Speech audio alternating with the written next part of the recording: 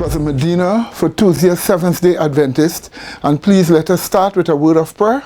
Loving Father, please be with us as we enter into this session. Bless all our listeners and help the government and the people of this country to make the right decisions. In Jesus' holy name we pray with thanksgiving unto thee.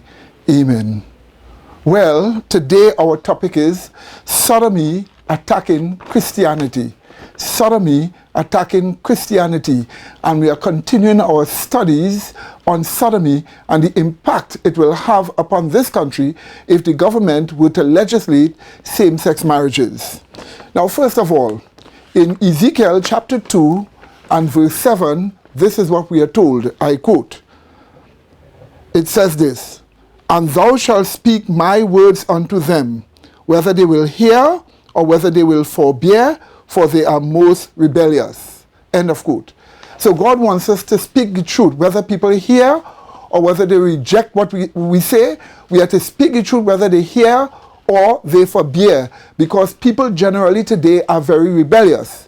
And what we want to speak about today is the impact sodomite marriages being legislated will have on Christian freedom. Yes, my dear people.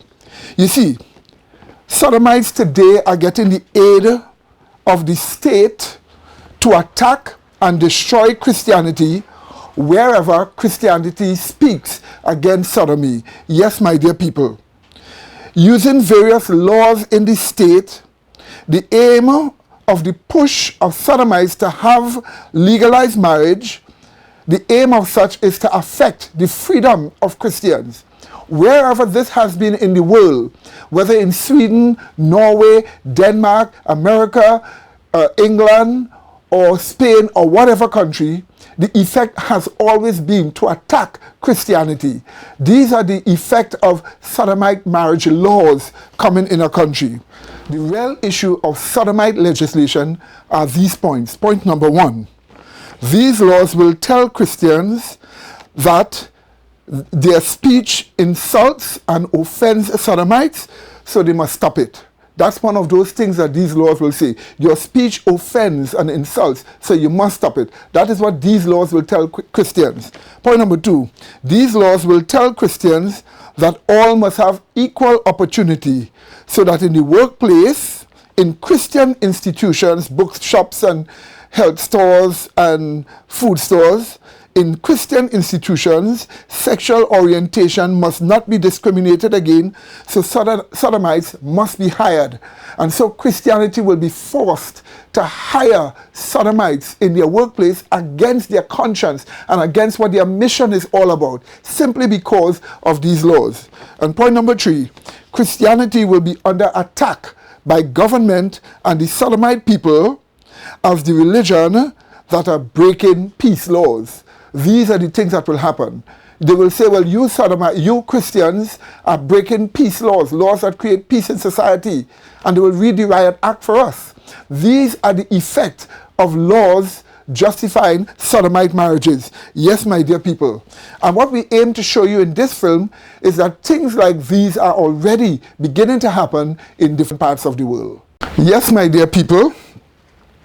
Things like these are already happening in many places of the world, in England, in Europe, in Canada, in the United States of America also. Here is an example of England attacking the religious freedoms of Christianity because of sodomy. Look at this clip. The coronation of Queen Elizabeth. Like British monarchs before her, she promised to maintain the laws of God and the true profession of the gospel. But Britain today is at war with the gospel and with itself.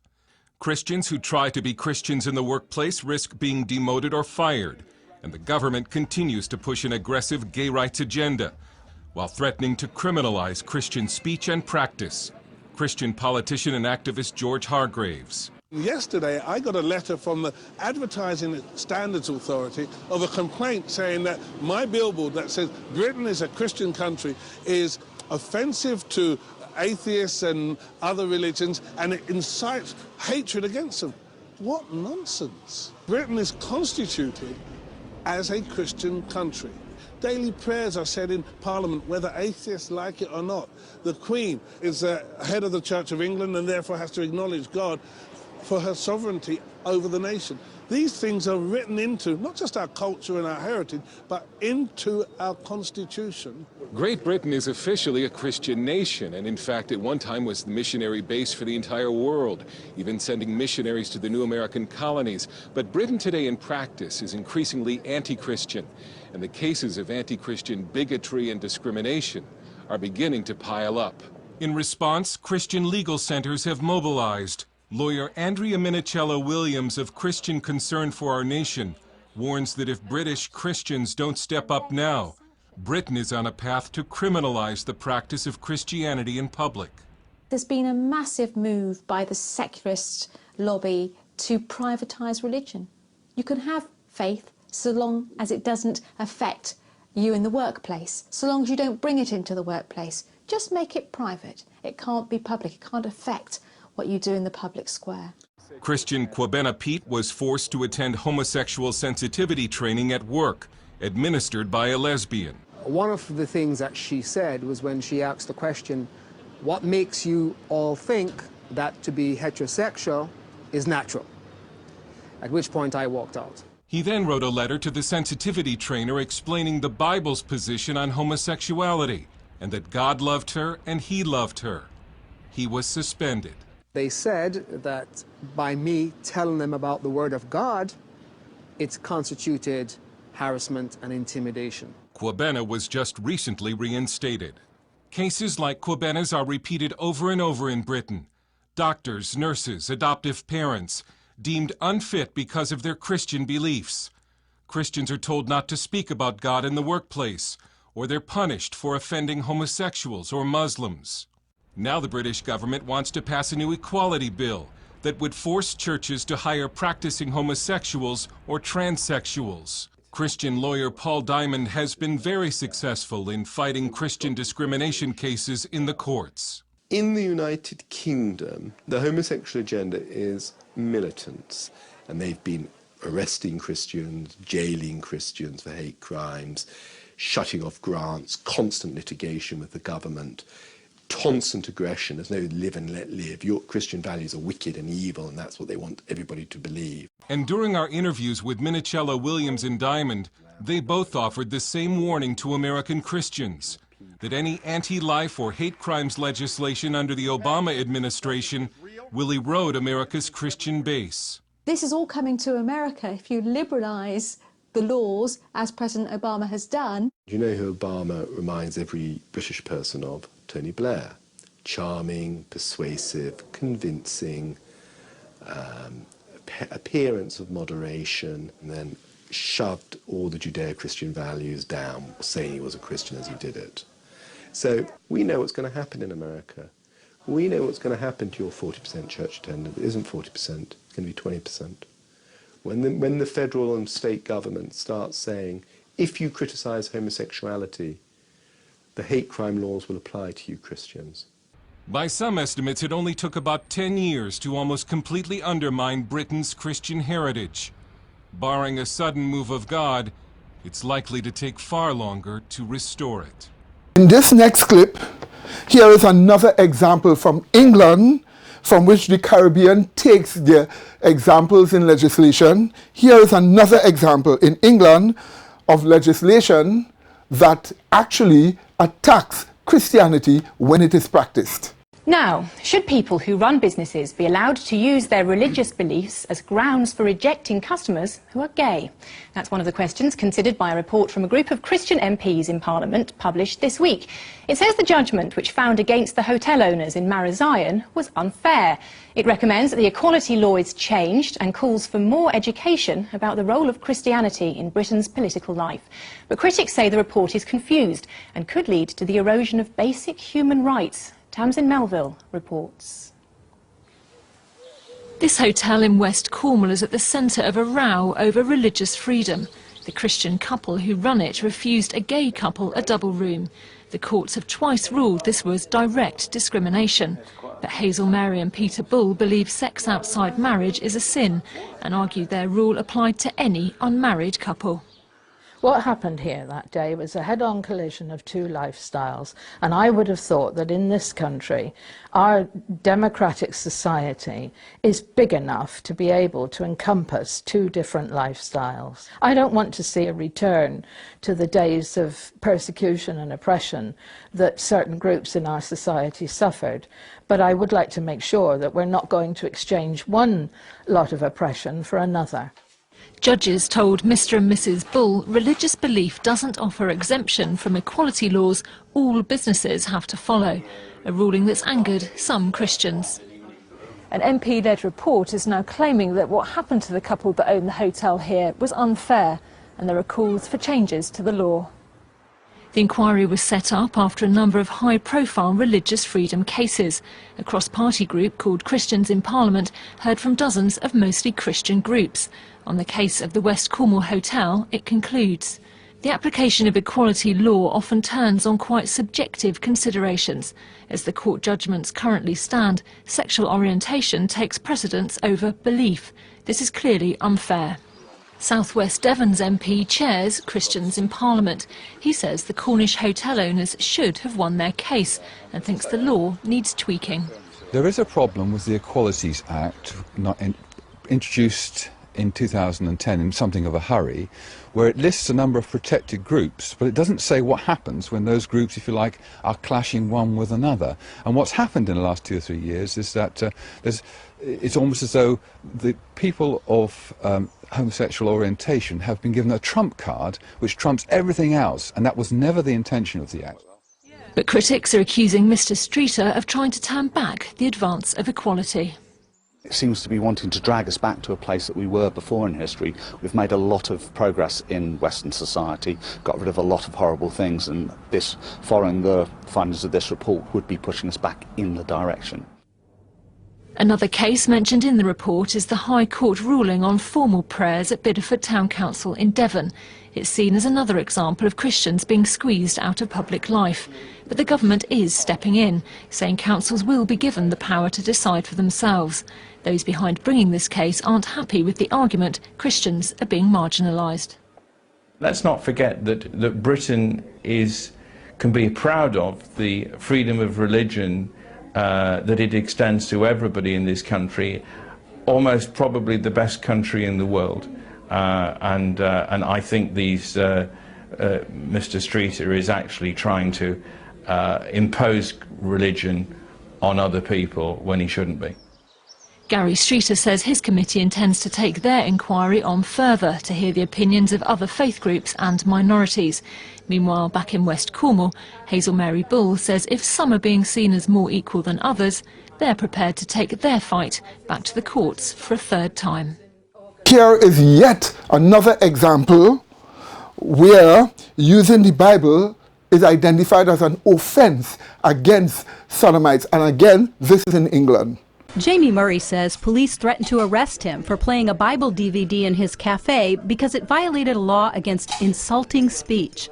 Police came to the Salt and Light Coffee House here in Blackpool after a complaint about insulting and homophobic material. The complaint centered around Bible text displayed on a TV screen in the back of the cafe. A DVD plays the entire New Testament on a loop. Murray says he was stunned by the way the police treated him as a criminal simply for displaying the scriptures. Yeah, it was quite shocking. It was quite unusual to think you might be breaking the law by playing the Bible. Police have since backed off, giving Murray a partial apology and saying the officer was wrong to tell him displaying Bible verses is a breach of public order laws. Lancashire Police issued this statement. The officer discussed the matter with the cafe owner, and at no point was he asked to remove any materials or arrested. It appears that the officer has misinterpreted the Public Order Act, and we have apologized to the cafe owner for any distress we may have caused. Still, Murray is angry that the investigation ever occurred. Well, I think it's something that's we thought would happen in communist countries and certain dictatorships, and I think, before it gets anything like that stage, we need to defend the freedom to preach the Bible, really. Civil rights groups in the UK say the case is a perfect example of how hate speech laws can be misinterpreted and misused to restrict free speech. The Christian Institute is calling for the word insulting to be removed from the Public Order Act, a proposal supported by the National Secular Society's Keith Porteous Wood. I think that the case of the cafe owner displaying the Bible, exciting the police's involvement, illustrates probably more than any other before how stupid the interpretation of the law is becoming. And I think we need therefore to look at the law itself, and we agree in this instance with the Christian Institute that the word insulting needs to be taken out of the law. The Christian Institute's Mike Judge says Christians in particular are vulnerable to this kind of legislation. Once these laws are in place, then you get campaign groups putting a lot of pressure on the police to be seen to be enforcing them. And that's why Christians who are simply expressing their beliefs end up getting arrested and even investigated by the police simply for expressing biblical truth. Despite the partial apology, Murray is expected to lodge a formal complaint with the police. It's important that he lodges an official complaint with the police and that these matters are put on record. We'll be looking for a full and frank and unreserved apology from the police for investigating Mr. Murray. This case is about being able to publicly display the Bible without the police coming along and telling you that you can't. It's that important. In the United States of America, the land of the so-called free and the brave, here is an example of Sodomites attacking the rights and freedoms of Christians. Take a look at this clip.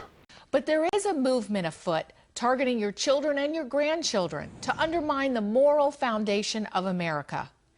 Bit by bit, the radical homosexual agenda is advancing, dulling our sense of righteousness and undermining the American family. As you're about to see, the moral iceberg is ripping a hole in the structure of America, and we're taking on water. Can we repair the damage before it's too late? The homosexual agenda is the moral iceberg that we need to steer clear of. This is one of those icebergs that if we don't navigate around them correctly, will take us under. Many people think we're able to endure it, just like the Titanic thought that it could handle the icebergs. But in point of fact, we've already hit the iceberg, and the ship is already going down. And we're taking on water. The only question is whether or not we're going to be able to survive and the ship won't sink. This is the biggest threat, I believe, in our lifetime to religious freedom and the fundamental values that we share here in America.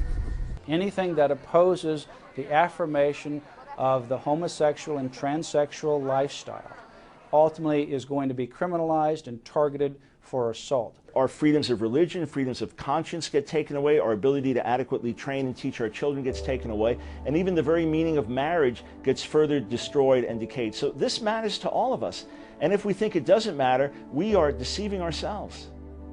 There's just a couple steps before the military could be used in a persecution of those that are viewed as enemies of the new state belief system. You see, my dear people, this is happening all over the world. Listen to this. What is happening in the United States of America can happen right here in Trinidad and Tobago if sodomite marriage laws are enacted. Here is this example in the United States of America. Observe the clip. A high school student in Texas was punished for opposing homosexuality. Dakota Airy told a classmate he believed being homosexual was wrong.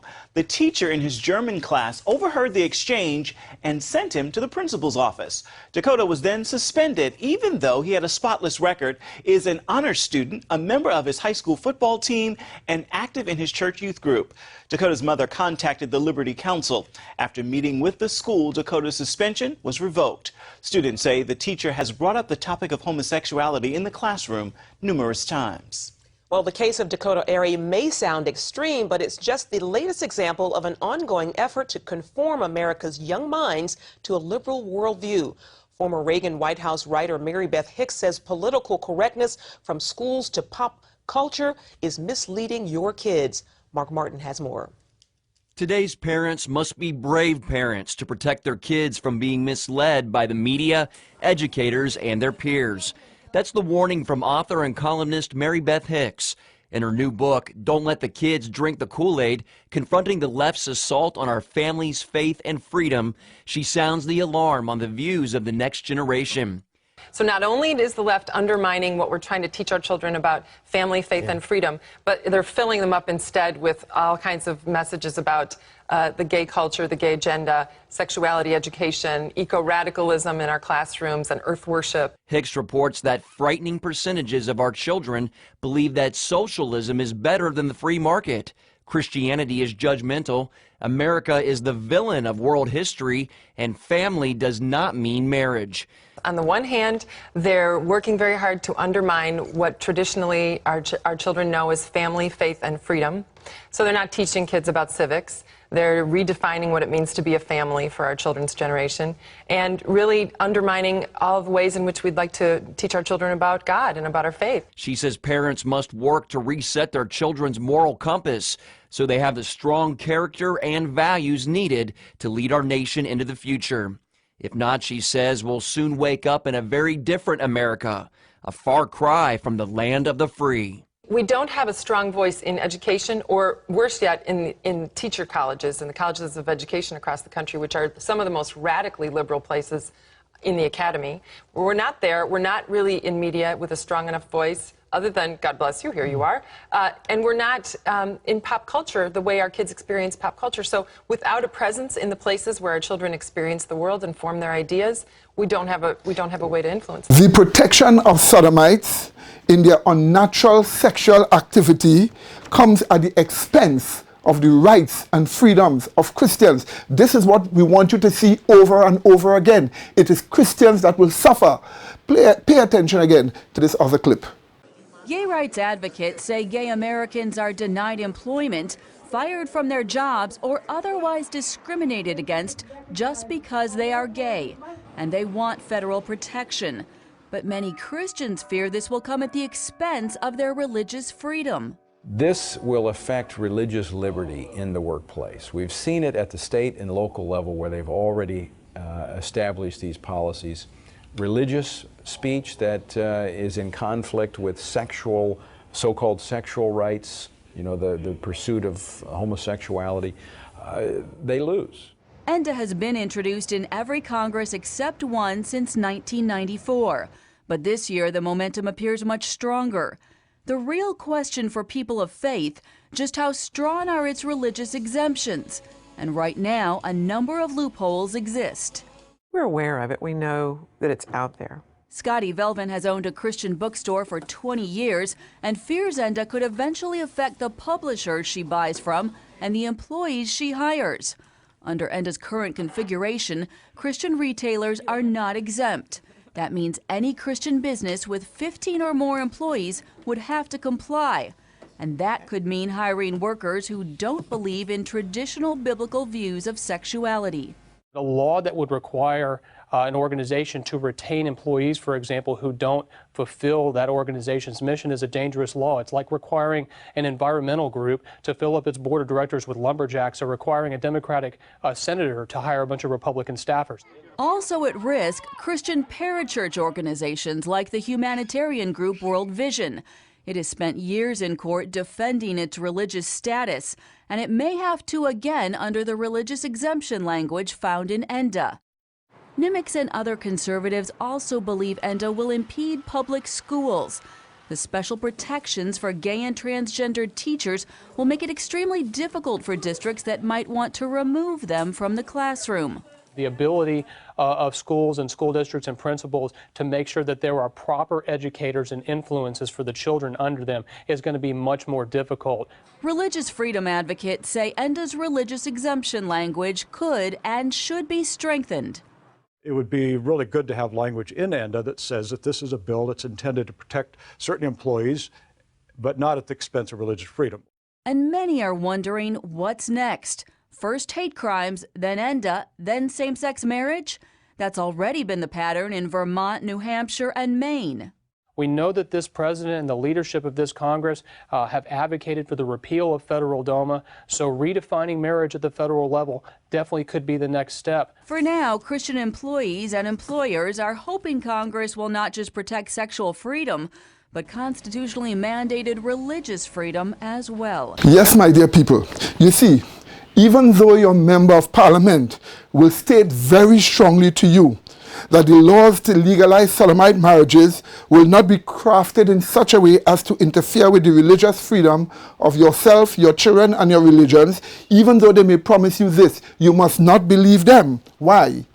For this is what the representatives said in those countries where Christianity is now being directly attacked through sodomite languages. They said the same thing too, and now Christianity is being attacked in those same countries. So you're not to believe your member of parliament when they say that. You see, sodomite marriage laws cannot do otherwise but attack Christianity, as we have already seen taking place all over the world. The nature of sodomite laws are to attack Christianity. Once you craft them, once you structure them to get them to pass, they will attack Christianity. That's how they are by nature. Yes, my dear people, this is the reason why you must call upon your government representatives not to sustain or not to represent sodomite laws passing in your country. May God bless you as you make efforts to do such a thing like this. Finally, my dear people, if you want any information, all you have to do is to call us at this number, 625-0446,